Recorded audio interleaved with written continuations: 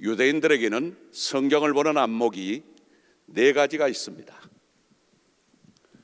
첫째는 패사트라고 하는 안목인데 문자 그대로 보아야 한다는 것입니다.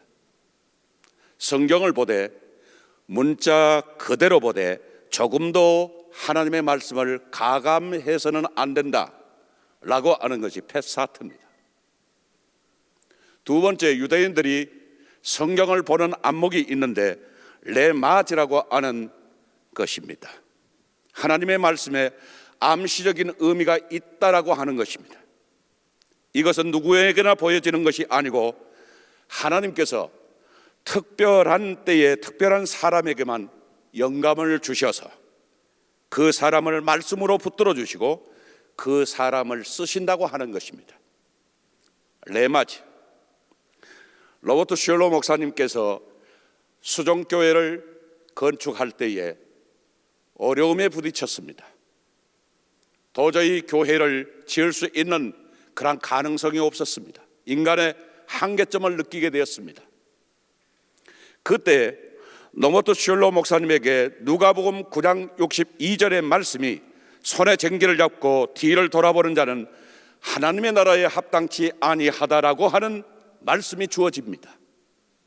그 말씀을 로버트 슐러 목사님이 받고 그리고 뒤돌아보지 아니하고 앞만 보고 갈 때에 세계에서 가장 아름다운 교회인 수종교회를 건축했다라고 합니다. 그것이 바로 레마지의 말씀이었습니다.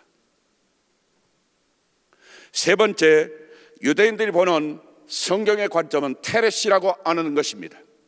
이 테레시라고 하는 것은 심중히 검토한 다음에 알아야 된다라고 하는 것이, 다시 이야기하면 성경 공부를 통해서 반드시 연구하고 그 말씀을 연구하는 가운데 깨달음을 갖는 그러한 말씀이 테레시라고 하는 단어를 씁니다. 마지막으로 유대인들이 성경을 보는 관점이 있는데 소드라고 합니다. 소드는 비유적인 내면의 의미 속에는 하나님이 말씀하고자 하는 말씀이 내포되어 있다고 하는 것입니다. 그래서 종교개혁자 마틴 루터는 이렇게 이야기합니다. 성경을 보는 안목을 이렇게 말하는데, 성경을 읽는 것은 감을 따는 것과 같다. 흔들면 떨어지는 감이 많이 있다. 성경을 읽기만 해도 은혜되는 말씀이 있다. 그러나 아무리 흔들어도 떨어지지 않는 감이 있다. 이런 감은 하나하나 정성을 들여서 따야 한다. 마찬가지로 성경을 아무리 읽어도 이해되지 않는 부분이 있다. 이는 심혈을 기울여 한 구절 한 구절 공부해야 한다. 그렇지 않으면 그 의미를 정확히 알 수 없다. 이렇게 성경을 보는 안목을 정확히 제시하고 있습니다. 오늘 우리가 본 하나님의 말씀, 창세기 5장의 말씀 21절부터 24절의 말씀은 에녹에 관한 그러한 말씀을 하고 있습니다. 하나님은 우리 기독교 믿음의 사람들에게 주는 하나님의 큰 은혜가 있는데, 그것이 뭐냐면 하나님의 임재가 있었다고 하는 것입니다. 하나님의 임재가 있어야만이 성령의 사람으로 움직일 수가 있는 것입니다. 하나님의 임재는 아브라함에게 창세기 12장 1절로 말씀을 보니까 본토 친척 집을 떠나 내가 내게 지시할 곳으로 가라라고 하나님께서 말씀하십니다. 그리할 때에 창세기 12장 5절의 말씀을 보면은 아브라함이 그 말씀을 쫓아갔다라고 말씀을, 그것이 바로 성령의 임재, 하나님의 임재함을 따라서 움직인 사람의 가치였습니다. 오늘 성경의 말씀을 보면 창세기 5장 보았던 말씀 가운데 21절에 에녹은 65세에 무두셀라를 낳았다라고 말씀을 합니다. 무두셀라는 969세까지 산 최고의 장수의, 성경에 가장 많이 산 사람이 무두셀라입니다. 13년인가요? 11년? 21년? 예, 1000년을 살아야 되는데 약간 31년을 못 살았어요. 그래서 1000년을 살지 못했는데, 그에 대한 이야기가, 에녹에 대한 이야기가 성경에는 자세히 나와 있지 않습니다. 히브리서 12장의 5절의 말씀을 보면 에녹은 하나님을 기쁘시게 한 자다라고 하는 기록이 있습니다. 그 외에 에녹에 대한 이야기가 없습니다. 그런데 왜 에녹이 하나님의 부르심을 받았을까? 자, 저는 성경을 읽으면서 깊이 묵상해 보았습니다. 에녹이 65세에 무두셀라를 낳았다고 그랬어요. 그리고 자녀를 낳았다고 그랬어요. 그러니까 자녀를 낳은 65년은 세상적인 삶을 살았어요. 그런데 놀라운 사실은 65세가 지나고서 300년 동안 하나님과 동행했다고 하는 것이 오늘 본문의 말씀이에요. 어떻게 하나님과 동행했을까? 자세한 이야기는 없어요. 그런데 우리처럼 애를 기르고 또 학교도 보내고 공부도 시키고 그러면서 가정을 꾸려가면서 살았던 그 에녹이 300년 동안 어떻게 하나님과 동행했을까? 히브리서의 말씀처럼 그는 하나님을 기쁘시게 하는 자라 라고 하는 말씀의 근거에서 본다면 그의 전적인 생활은 가족과 함께 하나님을 이루는 공동체로서 하나님의 영광을 돌리고 늘 주님의 마음을 앞서서 움직였던 그러한 사람이 아니었을까라고 하는 생각을 갖게 돼요. 그러니까 하나님이 기뻐하신 거죠. 그런데 놀라운 사실, 그는 65년 동안은 세상적인 삶을 살았는지 어떻게 살았는지 모르지만은 무두셀라를 낳고부터 하나님과 동행한 생활이 300년인데 그는 신앙의 경계선이 분명했다는 것이에요. 주 예수를 믿으면, 예수님을 영접하면 구원을 받지요.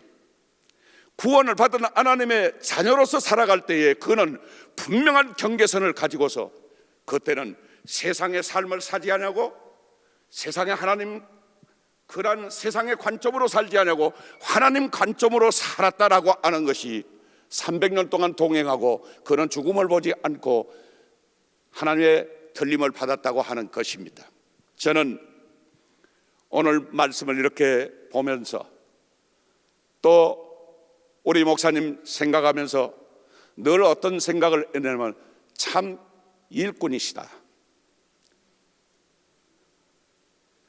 하나님의 은혜를 33년 동안 교회를 이끌어 나올 때에 얼마나 포기한 것이 많았을까?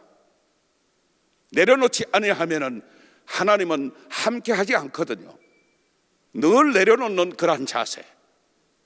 그래서 일꾼이 일꾼을 볼 수 있다.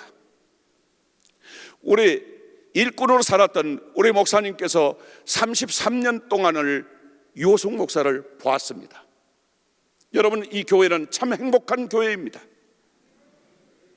33년 동안을 자라는 모습을 고등학교 2학년 때부터 지금까지 봤다고 하는 이 사실, 그리고 기도하면서 그 모든 것을 다 맡기고 내려놓을 수 있다라고 하는 이 일꾼이라고 하는 단어는 히페르테스입니다.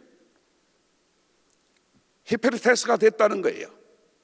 히페르테스라고 하는 이 단어는 뭐냐면은 바로 저 배 밑창에서 노를 젓는 그런 사람이에요. 배 밑창은 아무것도 보이지 않아요. 오직 노를 잡을 뿐이에요. 그리고 위에서 명령을 내려주면은 그 명령에 따라서 움직이는 사람이 히페르테스예요. 일꾼이에요. 위에서 눈치만 주고 앞으로 가 하면 가는 거예요. 멈춰 하면 멈추는 거예요. 내가 어떻게 될지 모르지만은 그 히페르테스는 멈춰라고 할 때 멈추고 앞으로 가 할 때 가고 죽도록 노만 젓는 사람이에요. 우리 유재용 목사님 그렇게 목회해 오셨습니다. 교회가 어려움을 나갈 때 자기의 사례비와 부흥의 모든 것들을 다 쏟아붓고 그리고 목사님과 대화하는 가운데 그런 이야기를 해요. 빛나 교회는 제 몸과 같습니다. 아파서는 안 됩니다. 절대 교회가 아파서는 안 되겠다라고 하는 생각을 갖고서 이제 좀 건강하고 할만할 때에 후임자를 세워서 젊은 세대에게 빛을 주고 또 교회가 든든히 서갔으면 좋겠다라고 하는 마음을 노회장으로서 전달받았습니다. 쉽지 않은 일입니다. 그런데 모든 것을 내려놓고 그리고 33년을 보았던 그러한 성도들의 귀한 목사님을 세운다고 하는 것, 이것이 얼마나 큰 축복인지 모릅니다. 목사님 수고하셨습니다. 그리고 우리 빛나교회 성도님들 고생 많이 하셨습니다. 이 교회는 하나님이 쓰시는 히페르테스 일꾼들의 교회입니다. 하나님께 영광을 돌리는 귀한 교회가 되기를 축복합니다. 감사합니다.